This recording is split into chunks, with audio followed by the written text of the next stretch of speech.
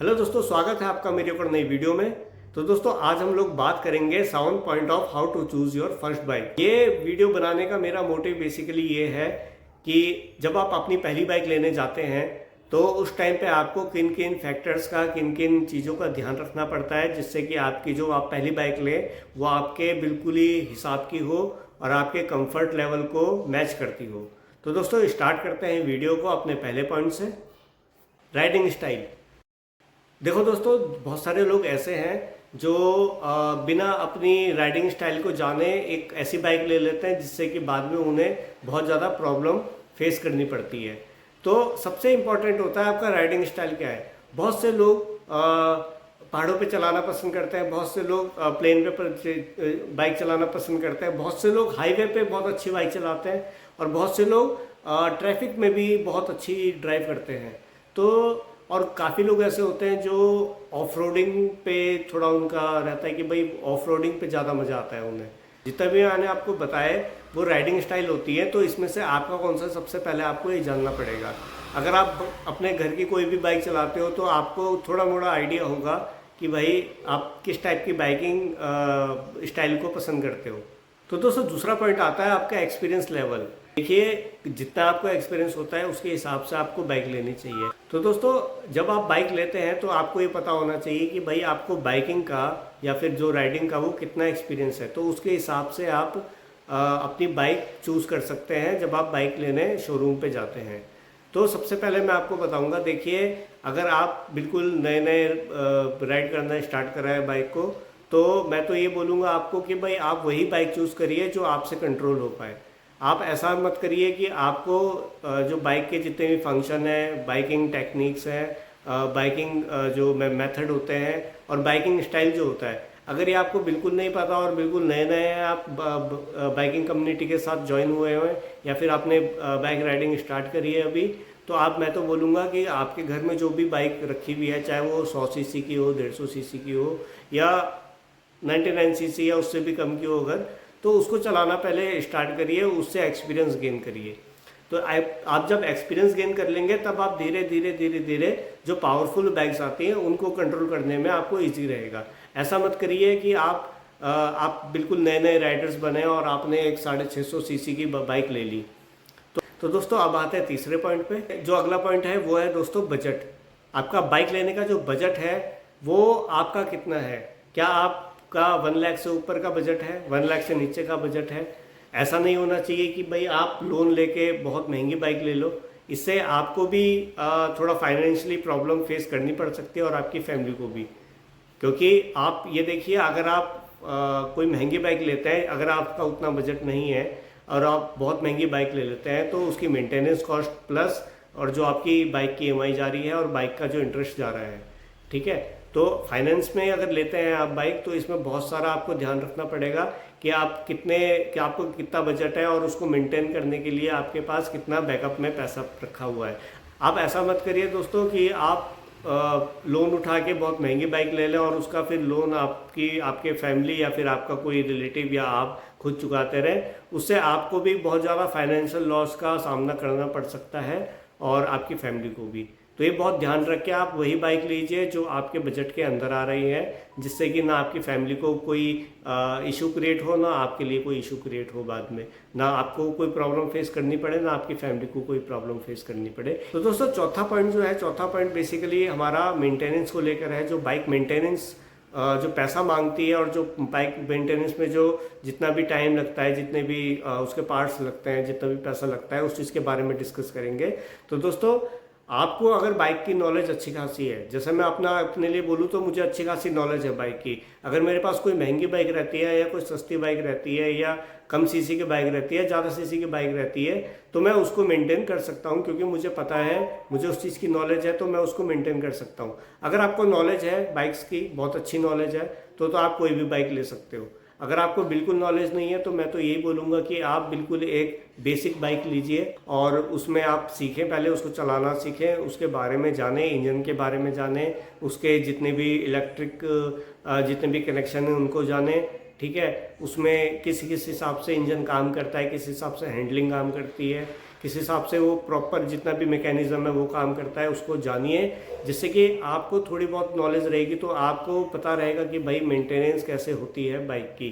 क्योंकि काफ़ी लोग ऐसे होते हैं जो बाइक ले तो लेते हैं पर उन्हें बिल्कुल ज़ीरो नॉलेज होती है बाइक की, और वो कभी कहीं ख़राब हो जाती है तो उन्हें यही नहीं पता होता कि भाई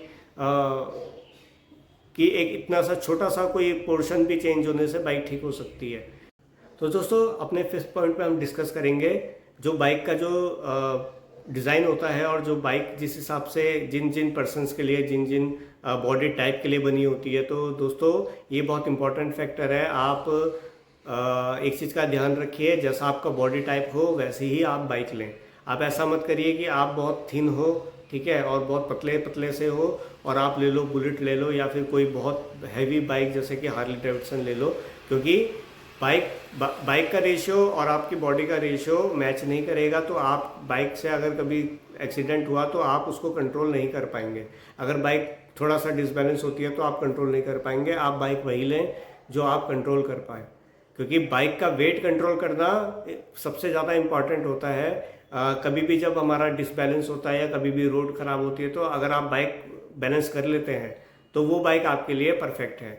वैसे ही मैं ये भी नहीं चाहूँगा कि बहुत बल्कि जो लोग होते हैं वो बिल्कुल ही हल्की फुल्की प्लेटिना जैसी बाइक लें कि उनकी मतलब उनके बैठने से ही बाइक की जान निकल जाए। तो ऐसा भी नहीं होना चाहिए। तो अपने बॉडी टाइप के हिसाब से ही आप लोग बाइक चूज़ करें। ऐसा मत करिए कि बिल्कुल आपकी पतली पतली टांगें और आप हायाबुसा ले लो। तो उसको कंट्रोल करना, उसको मूव करना बहुत ज़्यादा एक रिस्पॉन्सिबिलिटी का काम है। नहीं तो अगर आपकी बाइक एक बार गिरी तो आपको ऑलमोस्ट 50 से 1 लाख का बिल्कुल चूना लग जाएगा आपको ऐसा, क्योंकि आपको पता है कि जो सुपर बाइक्स होती हैं उनके जो पार्ट्स होते हैं वो भी कितने महंगे महंगे होते हैं। अब आते हैं हम 6 पॉइंट पे। तो इंजन साइज़ और पावर के बारे में मैं आपको बता दूं कि इंजन जितना भी सीसी का होता है, चाहे 100 सीसी का हो, 150 सीसी का हो, 200, 400, 600, 900, 1000 सीसी, ये एक इंक्रीजिंग लेवल पे सीसी बढ़ते जाते हैं, उसी हिसाब से इनकी पावर भी बढ़ती जाती है। अगर आप शुरुआती दौर पे हैं और आप बाइक सीख रहे हैं तो मैं तो यही बोलूँगा कि आप थोड़ा सा कम सीसी वाली बाइक लें, 100 सीसी, 150 सीसी, 200 सीसी। इससे ऊपर जाते हैं तो फिर धीरे धीरे पावर बढ़ने लगती है। अगर आप सीखे हुए हैं, बाइक आपको अच्छी चलानी आती है, आपकी कंट्रोलिंग अच्छी है, आपका बॉडी टू बाइक रेशियो अच्छा है, तो आप हायर सीसी की बाइक्स भी ले सकते हैं। तो मैं इसी बात पे करूँगा, जितना ज़्यादा सीसी बढ़ता जाता है उतनी ज़्यादा बाइक की पावर भी बढ़ जाती है, और उसी हिसाब से बाइक को कंट्रोल करने के लिए आपको उतना मेंटल लेवल आपका होना चाहिए और आपका फिजिकल लेवल भी उतना होना चाहिए कि इतनी हैवी और पावरफुल बाइक को संभाल सके। नहीं तो बहुत सारे जो आजकल वीडियो हम देख रहे हैं तो इन वीडियोस में बेसिकली हमें एक्सीडेंट देखने को मिलते हैं, जिसमें कि हमें ये पता लगता है कि भाई एक बहुत ही कमज़ोर इंसान ने इतनी महंगी बहुत हैवी बाइक ले रखी थी इसलिए वो कंट्रोल नहीं कर पाया, या फिर कोई और इशू हो गया था इसलिए कंट्रोल नहीं कर पाया। तो बेसिकली आप बाइक ऐसे लें क्योंकि with great power come great responsibility. तो हैवी बाइक्स होती हैं और पावरफुल बाइक्स होती हैं वो उन्हीं लोगों को लेनी चाहिए जो जिन्हें बाइक की नॉलेज हो, बाइक की कंट्रोलिंग की नॉलेज हो, बाइक को कैसे कंट्रोल करना है, कैसे संभालना है और कितनी पावर पे चलानी है। वो चीज़ अगर आपके माइंड में है तो आप बाइक लें, नहीं तो आप फिर कम सीसी वाली बाइक लें और उससे धीरे धीरे अपना एक्सपीरियंस गेन करें।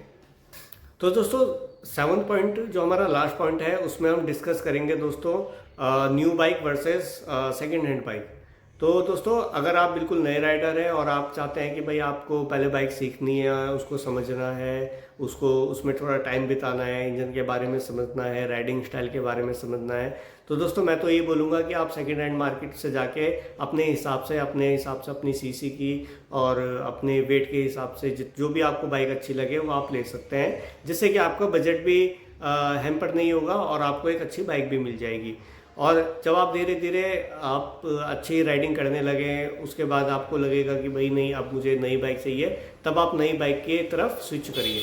तो बेसिकली नई बाइक लेना और पुरानी बाइक लेने में ये डिफरेंस है। देखिए नई बाइक लेने में आपको प्रॉपर न्यू इंजन मिलेगा, अनयूज्ड इंजन मिलेगा, बिल्कुल सारे जितने भी उसके इलेक्ट्रिक डिवाइसेस होंगे वो सारे काम कर रहे होंगे, कोई भी दिक्कत नहीं होगी। ABS, ट्रैक्शन कंट्रोल, ये सारी चीज़ें वर्किंग कंडीशन में मिलेगी। और मतलब ये तो अच्छी अच्छी बात होती है कि नई गाड़ी लेना, पर अगर आप अभी लर्निंग मोड पे हैं तो मैं तो ये बोलूँगा अगर आपके घर में कोई गाड़ी है, चाहे 100 सीसी की हो, 150 सीसी की हो या 200 सीसी या उससे भी जोन सी भी सीसी की बाइक हो, उससे आप सीखना स्टार्ट करिए और उसके बाद एक अपनी नई बाइक लीजिए। और अगर आपके घर में कोई बाइक नहीं है तो आप सेकेंड हैंड मार्केट जाके एक अपने बजट के अनुसार आप बाइक वहाँ से ले सकते हैं, जिससे कि आपको भी बाइक को समझने के लिए और बाइक को हैंडल करने के लिए आपको बहुत टाइम मिल जाएगा। उसके बाद आप लोग अपनी एक नई बाइक ले सकते हैं। तो दोस्तों ये थे हमारे 7 point of how to choose your first bike. तो दोस्तों अगर आपको वीडियो अच्छी लगी होगी, वीडियो इन्फॉर्मेटिव लगी होगी, वीडियो से आपको ये पता लगा होगा कि यार मुझे पहली बाइक लेने से पहले मुझे इन चीज़ों का ध्यान रखना पड़ता है। तो दोस्तों अगर आपको मेरी बातों से जो भी मैंने आपको नॉलेज दी है, मैंने जितने भी इन्फॉर्मेशन दी है, वो अगर आपको अच्छी लगी हो तो वीडियो को लाइक करना और ऐसे ही इन्फॉर्मेटिव बाइक्स रिलेटेड और कार रिलेटेड कंटेंट के लिए अब ये ब्लॉग को सब्सक्राइब करें। तो मिलते हैं दोस्तों फिर नेक्स्ट वीडियो में, तब तक के लिए tata bye bye, ride safe ride responsibly.